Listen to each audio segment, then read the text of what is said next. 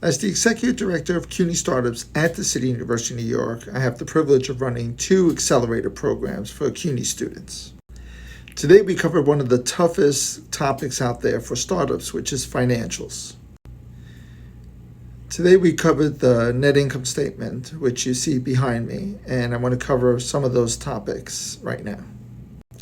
I want to cover the terminology used in the statement you see behind me. You can see that you start with revenue, which is the key thing that most people understand. Then you go to cost of goods sold. You end up with your gross profit when you subtract one from the other.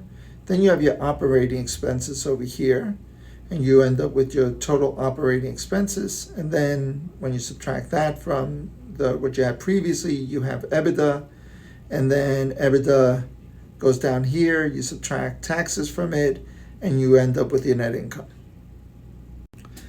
Let's start with revenue. That is the total amount of money that your company is going to bring in a given year. And the net income statement, by the way, is for a given year. And then the next thing you have is the cost of goods sold. The cost of goods sold is a variable cost that goes specifically to how much money do you spend on actually producing the goods you're going to sell. And that's where the cost of goods sold comes in. And some people will refer to that as COGS. When you subtract COGS from revenue, you end up with your gross profit. And a lot of times you'll hear people just use the word profit, but the real question is, which profit are you referring to, gross profit or some other profit?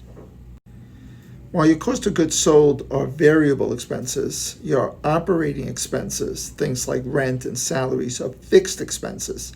And people use different terminology for that, but we use operating expenses.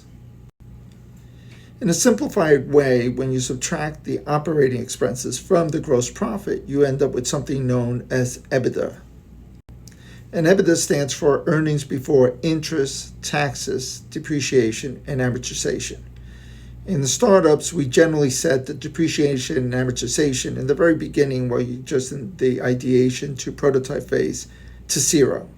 And then you really end up with your EBITDA, and then you subtract your taxes from your EBITDA. And when you subtract your taxes from your EBITDA, you then end up with your net income. And the net income is generally what you look at when you're looking at profit. What is your margin for your net profit? So there you have it. You start off with revenue, you have your cost of goods sold, you subtract out your operating expenses, you subtract out your taxes, and you end up with your net income. And that's, in a very simplified way, your net income statement.